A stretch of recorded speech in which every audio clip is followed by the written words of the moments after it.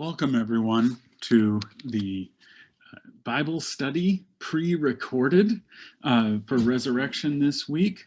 I hope you're all having a good time connecting with family, whatever that looks like for you this week. I know that we're all finding Thanksgiving a little odd here this week.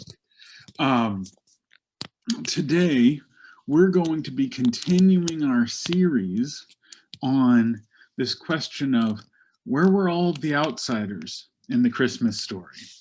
And I think we're going to find some really interesting points to consider as we look into how and where outsiders are emphasized in the Gospel of Matthew. And while we do that, we're also going to be seeing the way in which Matthew's picture is a very specific picture, and it's very different than the picture of the Jesus's birth in Luke, and what's more, even most different than the way we usually talk about it, the way we kind of combine both of the narratives together. So we're going to take this opportunity here to look carefully at what is going on in the Gospel of Matthew, what's going on in the question of outsiders, how that ends up being almost ironic given the focus and idea in Matthew, in order to lead toward a really robust understanding. But before we begin, let's open with a word of prayer. And we're going to open here with Luther's morning prayer. I thank you, my heavenly Father, through Jesus Christ, your dear Son, that you have kept me this night from all harm and danger. And I pray that you would keep me this day also from sin and every evil, that all my doings in life may please you. For into your hands I commend myself, my body and soul, and all things. Let your holy angel be with me, that the evil foe may have no power over me. Amen. Today, we'll be looking at Matthew chapter 2.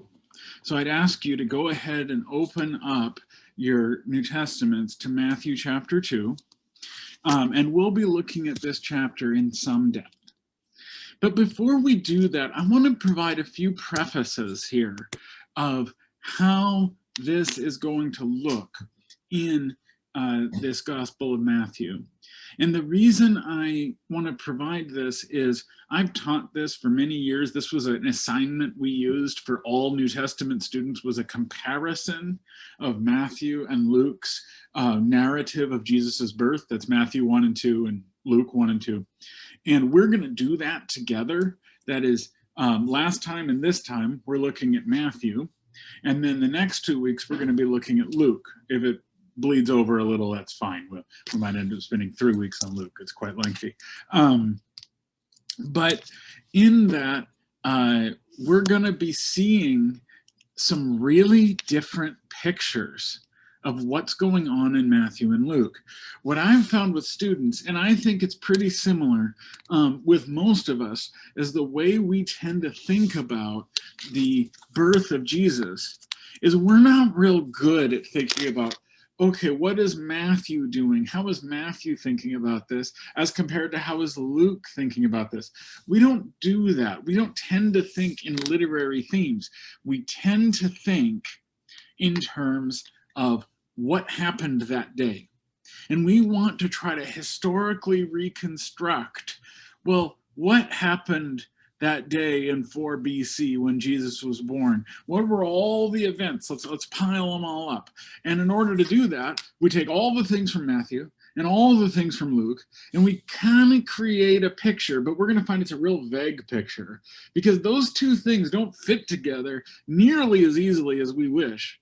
And the second piece I want to try to emphasize is the Gospels are interested in presenting what we call the historical Jesus. They're saying, what was Jesus doing on those days as he's walking around? Could we reconstruct it? Could we figure out who this is, what his interests are, how this all kind of functions?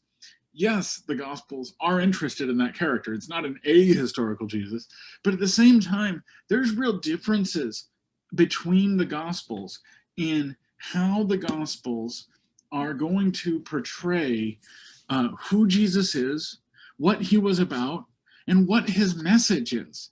There's a unanimity in one sense on the truth of the gospel. You know, as Paul would say, there is one gospel, right? There's not multiple gospels, but there's a lot of variety in how that gospel is expressed.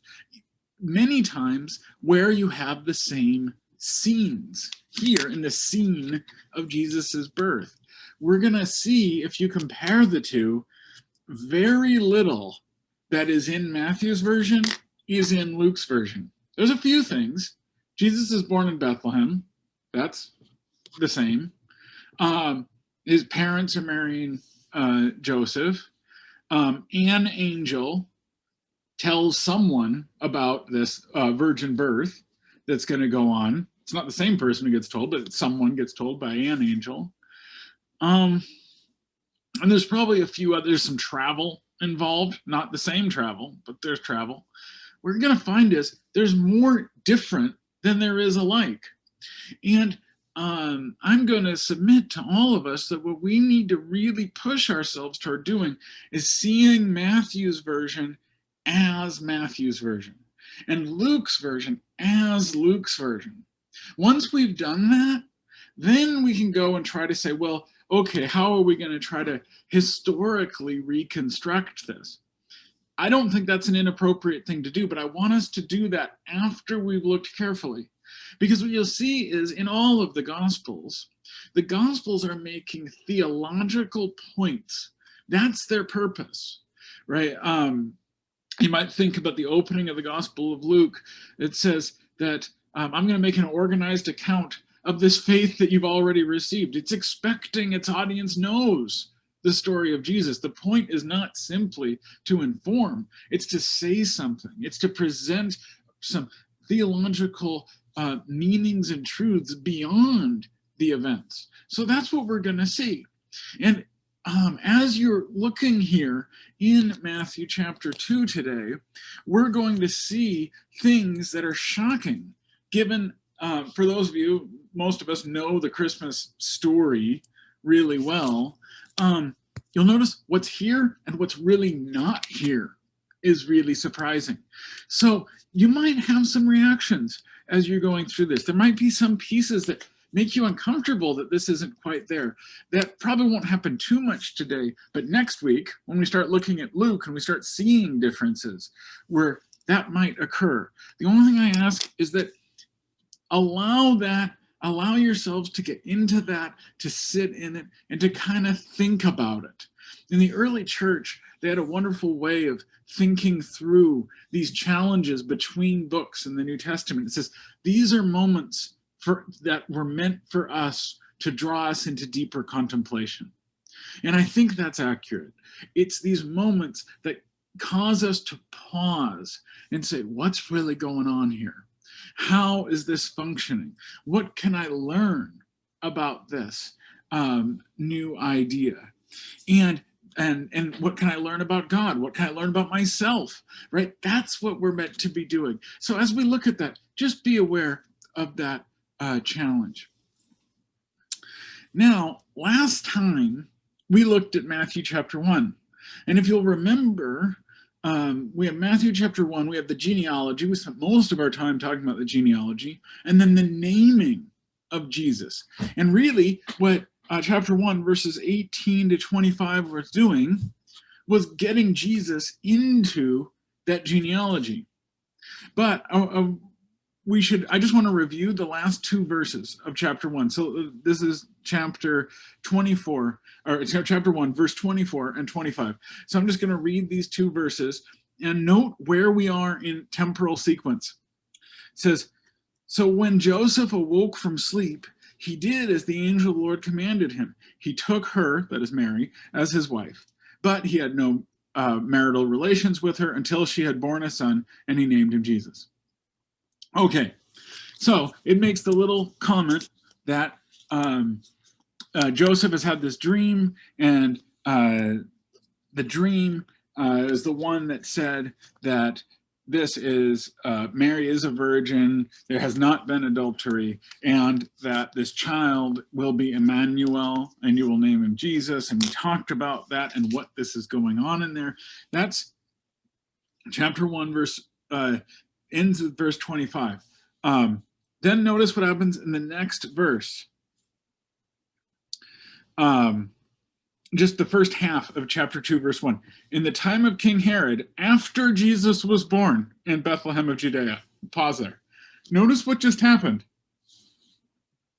Jesus, there is no scene of Jesus's birth in Matthew. It's just not there. So on Christmas Day, when we think about or Christmas Eve usually is when we do this, sometimes you see these dramas and so on.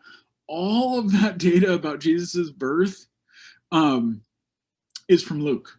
None of it is from Matthew. There's only one little verse that mentions the birth, which was the thing said he had no, this is chapter 1, verse 25. He had no marital relations with her until she had borne a son. There it is. It happened. That was it. There's not a scene that shows that. It simply does. You'll also notice something that it says in chapter 2, verse 1. In the time of King Herod, after Jesus was born in Bethlehem of Judea. Notice something? They're in Bethlehem, right? Do they already live there? There's no scene of a travel from Nazareth down to Bethlehem, right? They're just there, right? So it's a really different picture. Most of us are really aware of those scenes, but here it's not there. All right, so just trying to, and the reason I bring that up is just to point out what I was just illustrating before. They're really different, Matthew's version and Luke's version. Most of the narrative we know that we're so familiar with is really from Luke's version. And like, for example, one thing that's just simply not here in Matthew is the humble origins of Jesus. That is, in poverty, born in the, really says barnyard, the stable, and so on, is simply not there. Here, instead, we have them just simply in Bethlehem. We don't know how they got there. We don't know why they got there, but we're going to read here a little more. There's a few other really surprising elements about this thing. Yeah, for those of us who are really familiar with Luke's version more than Matthew's. So let's read a bit here. Chapter 2, verse 1. In the time of King Herod, after Jesus was born in Bethlehem of Judea, wise men from the east came to Jerusalem, asking, "Where is the child who has been born King of the Jews? For we have observed his star at its rising, and we have come to pay him homage." So I'm going to pause there. I know we haven't gotten real far yet, but this is really interesting what's gone on. You'll see that the focus is entirely on the Magi, these wise men. This is where it starts, right? Chapter 1, Jesus wasn't born yet until that last little line in verse 25. Chapter 2, Jesus has been born, and so now we're looking at the whole narrative of the Magi. Now, we generally know the narrative of the Magi, but what I want to push us for is to start to see its significance. Now, the first thing about it is these Magi. Now, a lot of people made quite a bit out of this, but it's worth pausing to recognize that these astrologers, right, whatever this means, it's a magus was not something done by an Israelite. It says instead they're from the east. And it actually would have made a lot of sense to anyone listening. These are almost always, what at that time were called Parthians, the nation toward the east. The Israel is not that far from the edge of the Roman Empire at the time, right? Israel is a province. It is not a formal part of the empire. And it'll be just a little bit farther east, we have the edge of the Roman Empire into what would be Parthia, or more commonly Persia, what we call Turkey today. And these people arrive. It's important here. They're not Jews. They're not Israelites. They seemingly have no connection with Israelites. The text wants to emphasize that multiple times. It says they're magi. They're from the east, right? And they have to go to, we're going to see in a minute, they have to go to King Herod because they don't know the way around. But notice what they call Jesus in verse 2. This is really significant. It says, "Where is the child who was born King of the Jews?" Now that phrase, Jesus as king, is something that we sort of naturally kind of think of, but something that in all of the Gospels, Jesus never claims for himself. Other people call him that, but in Matthew and in the Synoptics specifically, the only people who call him that are not Israelites. Here's the Magi saying it at the beginning. The only other time anybody is going to call Jesus king, and specifically king of the Jews, that line is at his death. Pilate calls him king of the Jews. You've seen that on the art where it says INRI above the cross. That's Latin for Jesus Nazarenus Rex Iudorum, meaning Jesus of Nazareth, King of the Jews. That's his charge he's given. Interesting that it's outsiders who see that in the Gospel of Matthew. Now, Jesus calls himself Messiah. He's known as Messiah. And what was a Messiah? Messiah was a king, right? So it's not overly shocking that he could be called King of the Jews, but it's very significant that it's only these outsiders, these Gentiles, who understand that and see who he is. And we're going to see the whole of chapter 2 is about Jesus as king. And remember, chapter 1 was all about Jesus being a descendant of David. And more than just any descendant of David, something significant was going to happen. Right? It's been 14 generations. Something new was going to happen. We talked about that last time. So this is a really important point, that the first people to understand who Jesus is, outside of maybe his parents, but the first people even to interact with Jesus, we're going to find, are Gentiles. These magi, these people from elsewhere. All right, verse 3. So when King Herod heard this, he was frightened, and all Jerusalem with him. And calling together all the chief priests and scribes of the people, he inquired to them where the Messiah was to be born. Before we go farther, a real brief word about King Herod, because this is sort of confusing. Say, how do they have a king? I thought that they were subjects of Rome. And the answer is yes. He was a client king. He, in fact, himself wasn't even Jewish. He was kind of half Jewish. And he is a person, is a kind of an interesting but also kind of horrible person from antiquity.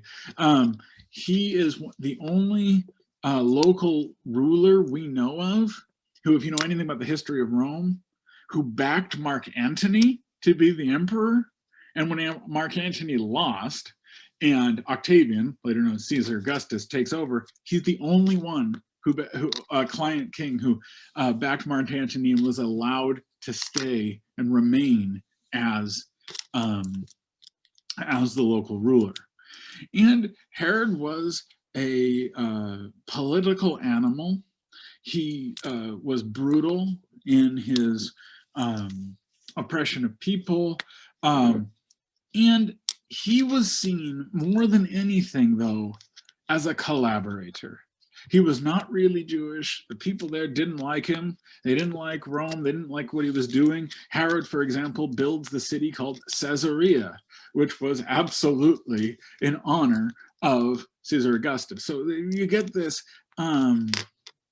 this picture of this local leader. The Romans did this, by the way, because they had no interest in dealing with the ins and outs of daily life in any of their provinces. All they wanted from the provinces was that the taxes would flow in and that there would be no insurrection. And then whatever all of the people in the provinces are going to do in daily life, you take care of that yourselves. And so what they would do is they just leave local leaders to enforce that. And that's what Herod was. And he was generally despised, kind of by everyone. The Romans didn't really like him either, and he was in that kind of space. But what's interesting here is what Matthew chapter 2 is showing is that everybody saw Jesus' birth as the birth of the new king. Not just the astrologers, the magi in the east saw this star and figured it all out, but also Herod. Herod's afraid because he sees there's a new king. There's competition. And this king, if he is going to be Jewish Messiah, the role they expected for Messiah was to go lead an army and throw off the foreign invaders, namely Rome. Well, if you're a Roman collaborator named Herod, that's a real danger. So Herod's not so much worried that Jesus is going to come and topple his own throne and take that from him. He's worried it's a much bigger problem. Because if a real revolt occurs against Rome, now there's going to be a major backlash. And it's not just Herod's position that's going to be destroyed, but the whole of everything is what he's worried about. So here is this issue. So here we have this Herod, and he's worried about this. And notice what he does to try to figure this out. He calls together the chief priests and scribes. If we were doing a whole study of the Gospel of Matthew, one thing about this is Matthew is very tied into the Judaism of its day. Jesus is very much the Jewish Messiah in Matthew. And so the things you expect from the Jewish Messiah will be accurate, and they're experts in Feidiget are the experts who could study Torah, who could study the Old Testament. So he inquires of them, of where was this Messiah going to be born? What do we know from Scripture? And it's interesting. Herod seems to be okay with that idea. We can trust what we discover there. All right, so chapter 2, verse 5. So they told him, in Bethlehem of Judea, for so it has been written by the prophet, and you, Bethlehem, in the land of Judea, are by no means least among the rulers of Judah, for you shall become a ruler who is to shepherd my people, Israel. Really briefly there, we'll pause. One thing in the whole of Matthew is Jesus is mentioned as Jewish Messiah and as a fulfiller of prophecies for the Jewish Messiah. So here he is, it is explicitly said, oh, well, I know where Messiah is supposed to be born. Here it's in Bethlehem. Now, if you look at this, it's a little unclear that this actually has anything to do with the Messiah, but you see it. You see the connection. It's the way prophecy is fulfilled is often very surprising in the New Testament, and that's certainly what we see here. We're going to see more shocking ones coming up later. So let's just keep going here so we can kind of see what's going on. So chapter 2, verse 7. Then Herod secretly called for the wise men and learned from them the exact time when the star had appeared. Then he sent them to Bethlehem, saying, go and search diligently for the child, and when you have found him, bring me word, so I may also go and pay him homage. When they had heard the king, they set out. And there, ahead of them, went the star that they had seen at its rising, until it stopped over the place where the child was. When they saw the star had stopped, they were overwhelmed with joy. On entering the house, they saw the child with Mary, his mother, and they knelt down and paid him a homage. Then, opening their treasure chests, they offered him gifts of gold, frankincense, and myrrh. And having been warned in a dream not to return to Herod, they left for their own country by another road. Okay. What do we see here? Some key points about the themes that are going up. Herod discovered who Jesus was and that he was Messiah. And they say, oh, he was Messiah, and here's where Messiah is supposed to be born. This is Jesus' role as Messiah. And Messiah was, yes, indeed, king of the Jews. And here, Herod says, well, there's some people who figured it out. Let's go ask them. So they asked the wise men. And these wise men go and look for the child using their astrology. And there's a whole point to that about this astrology that they're doing. That was not acceptable things to be doing in Israel, at least formally. There is a synagogue we found that had astrological symbols in it and so on, but at least formally it was not allowed. And it's a point that I think Matthew is making again about these Gentiles. They're not just people who happen to be from the East who follow Torah. No, they don't follow Torah. They are following a totally different model, right? They are looking at the world in a completely different way, and their asset is how they look at the world in a different way. So they're not just Gentiles by, circumstance. They're out and out Gentiles, right? There's nothing about them is Jewish, and that's a key point here. And then notice something really briefly. It says that when they heard the king, they set out, and there ahead of them went this star, and they'd seen it rising until it stopped over the place where the child was. Then look at verse 10. When they saw that the star had stopped, they were overwhelmed with joy. On entering the house, they saw the child with Mary, his mother, and they knelt down and paid him homage. Notice something? A house, right? The picture we have, because we're so used to Luke's story, is that they are from Nazareth, and they're essentially refugees who then go and have to go down because of this census. They have to go down into Bethlehem. They're there just briefly for the baby to be born and seemingly to enroll in the census, and then they go home, right? Here, where are they? They're in Bethlehem, and they seem to live there, and they seem to have always lived there. There's no story about them traveling. And they're in a house, right? They're not just in a barnyard. Some interpreters who try to meld these things say, well, is there a way they could still sort of be in a house and in a barnyard at the same time? And there's an architectural construction of the first century that might make that possible.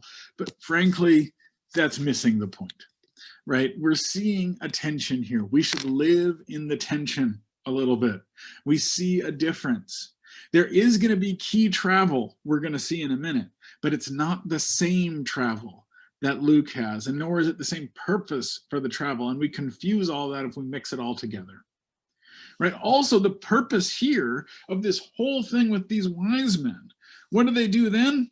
They offer him gold, frankincense, myrrh. They bring out treasure chests.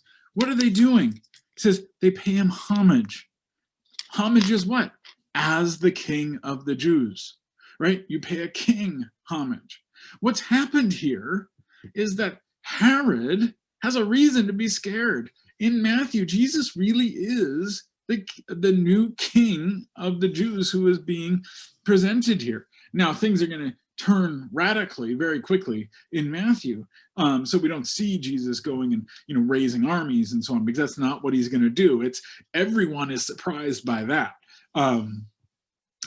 Herod will die really quickly here, but he would have been too. That is, Jesus isn't going to fulfill this role as king the way people expected it to be fulfilled, and that there's a whole lot of reasons for that. We'll continue to explore that. But the point is, this whole section is about Jesus as king, Jesus as that final Messiah king they've been waiting for.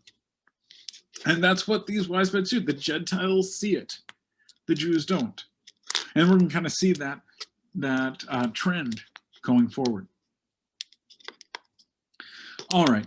Then, of course, they're warned in a dream, don't go back to Herod. They leave by a different road. Let's move forward. Then we start with verse 13.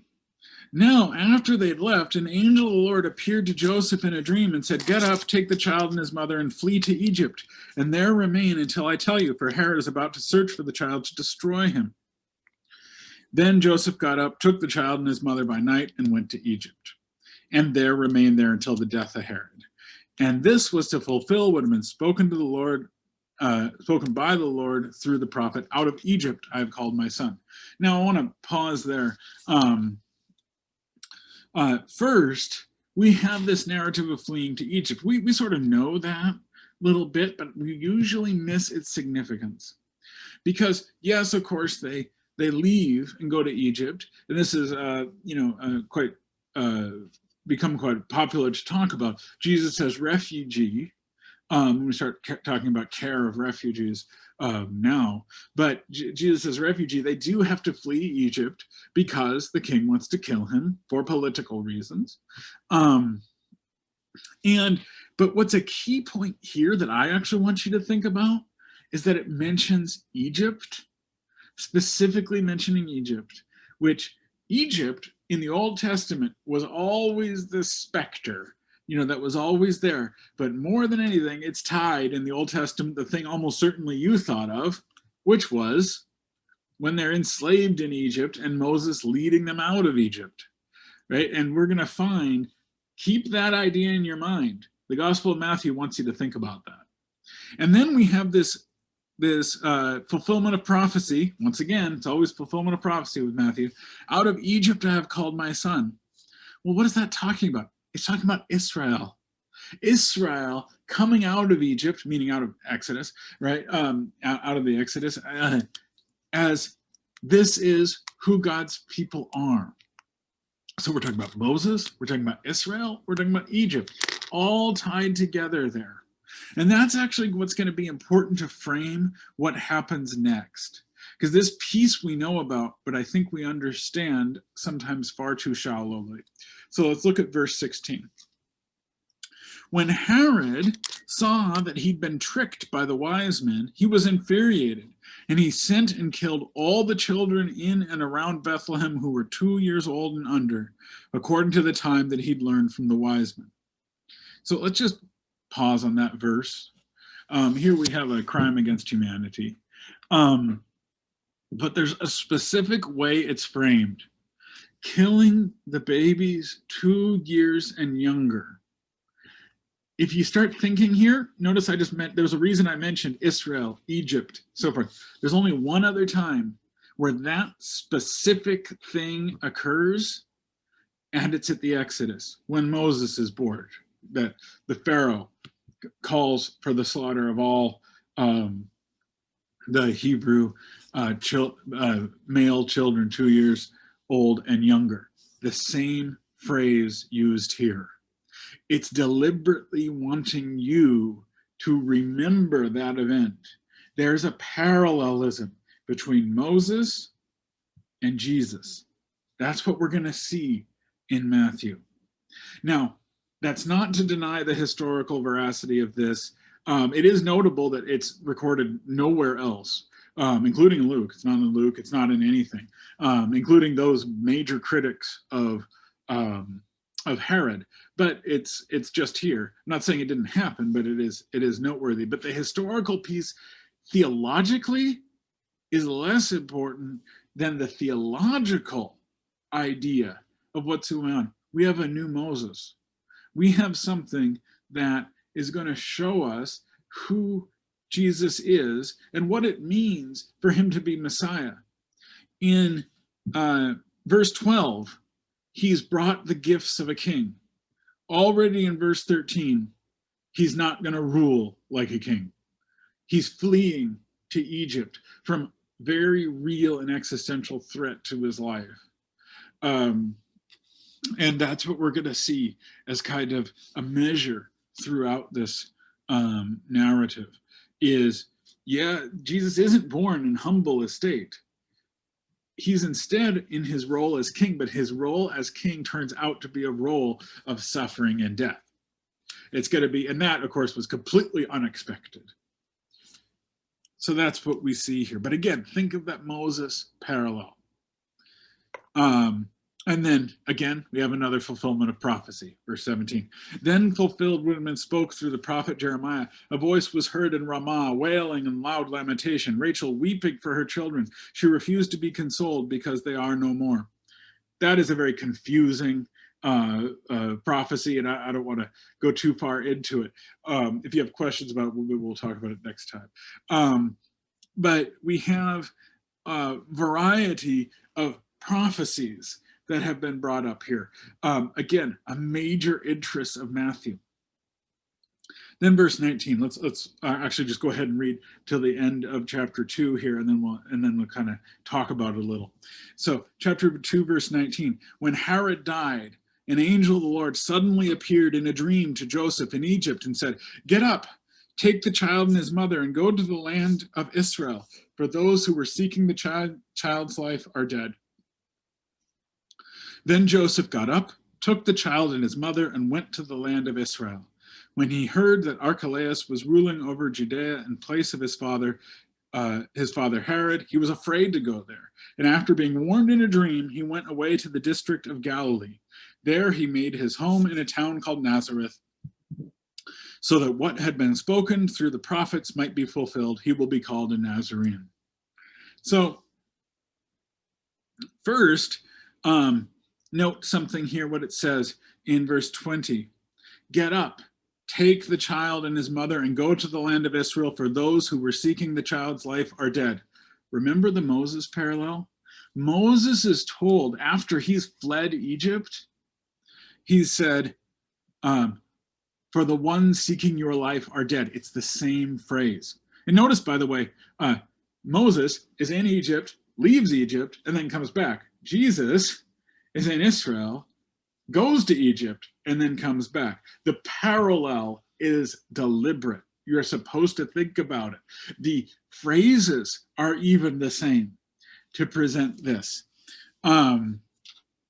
And so that's what we're going to see throughout here. Jesus is the new Moses. And we're going to pause at the end of chapter 2 here. We're not going to go farther. But if you did go farther, you notice that right after this, what does Jesus do? He's baptized, which some people have seen the parallel to crossing through the Red Sea, which is maybe not. But then he goes into the wilderness.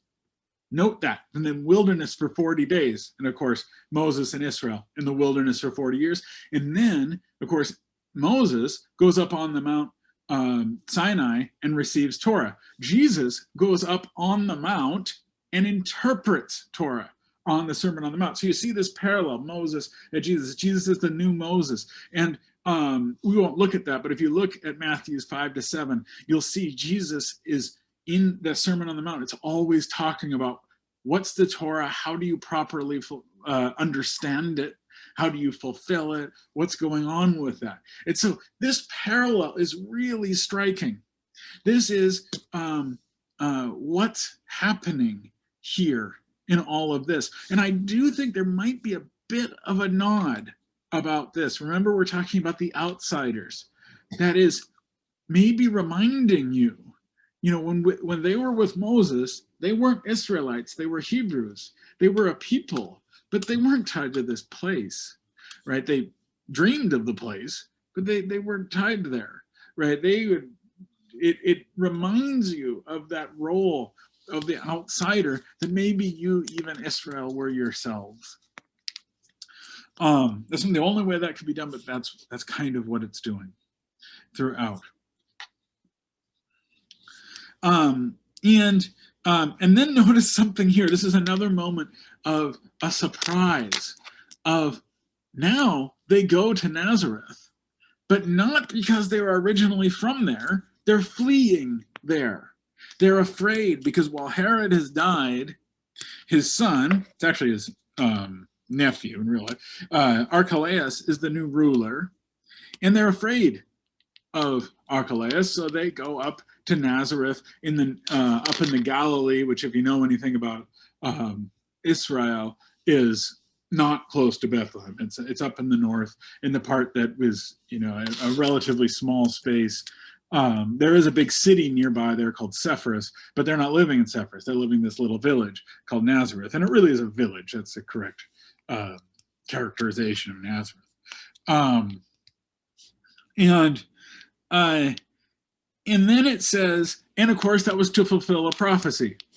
The prophecy saying he will be called a Nazarene. Now, too much gets made of this, but just briefly, you might not know where that prophecy is in the Old Testament. The short answer is, neither do I. No one knows where that is in the Old Testament. We're not sure what that's talking about. But I want you to notice something about this prophecy motif. we have had a total of 23 verses in chapter 2, and in it, we have had, let's see if I count them here, I think 4 prophecies being fulfilled about Jesus as Messiah. This is a major interest. And the reason I bring this up is this idea. Jesus is very much the Jewish Messiah in Matthew. And so it's precisely here we would usually not expect there to be a lot of roles for outsiders. But as we've looked, that's almost the only people who have roles in this. Who has the active parts in this text? Yeah, the scribes and the Pharisees are mentioned, but really it was the Magi and Herod. That was really it. Not all of the insiders in the temple who were doing things. And Matthew, by the way, they do not go to the temple. That's going to be in Luke's account. They don't have anything to do with the temple. They're, this is not your experts. In fact, they, when the wise men go into the court of Herod, that's who they were expecting, saying, well, where does a king get born? Well, in the palace. It turns out it's none of those things. It's Jesus is being presented as an outsider. He even has to leave the area. They have to go to Egypt, right? It's throughout this whole thing that for this very, very Jewish Messiah, it turns out who really connects with are these Gentiles.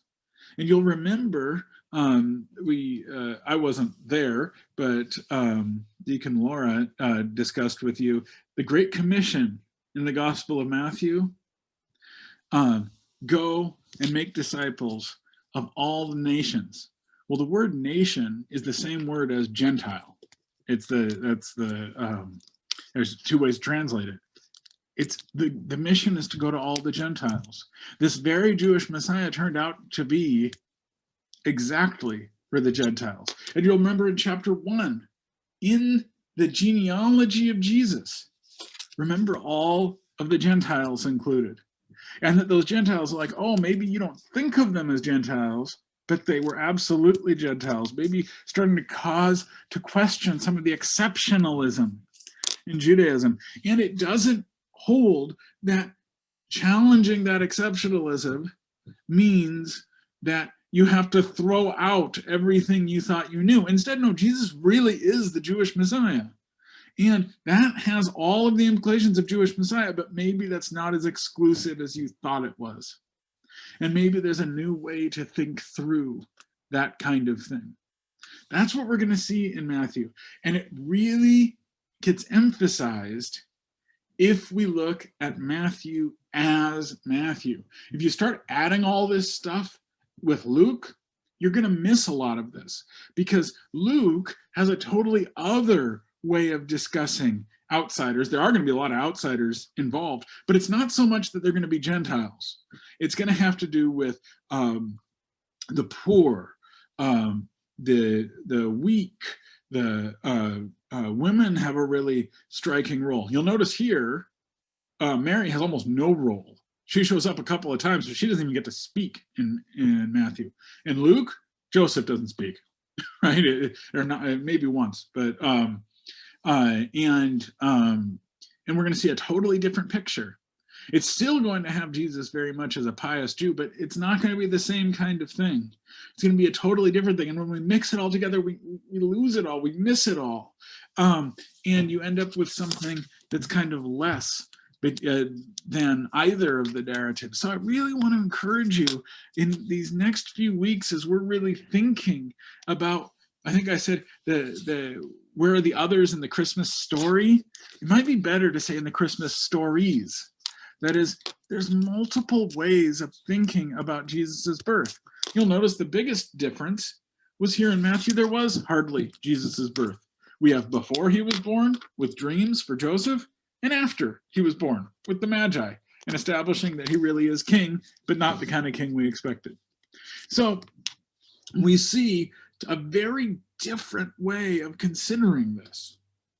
So that's what I really want to encourage you to be thinking about. And thinking about really throughout this whole Advent season, and then as we go into the actual Christmas season, it just sort of help us prepare to read these texts afresh as we're going to be doing them. We've heard them so many times in so many ways. I hope you see some things you hadn't seen before. So what I encourage you to do tonight, or at some point in the next few days, we've gone through carefully now Matthew 1 and 2. Read it again for yourself. Just chapters 1 and 2. And just look at there and say, what are some of the big themes? What is the Gospel of Matthew trying to tell us about theological points about Jesus and about ourselves? And because this is a pre-recorded thing, we don't have the ability to kind of converse the way we usually do. I'd like to start there next time when we come back together. Bring some of those observations now that we've looked at chapters 1 and 2. It'll only take you a couple of minutes to read that, and just jot down a few notes of things that may have struck you, and that's where we'll begin next time. Until then, have a blessed Thanksgiving, and we will look forward to seeing you in 1 week.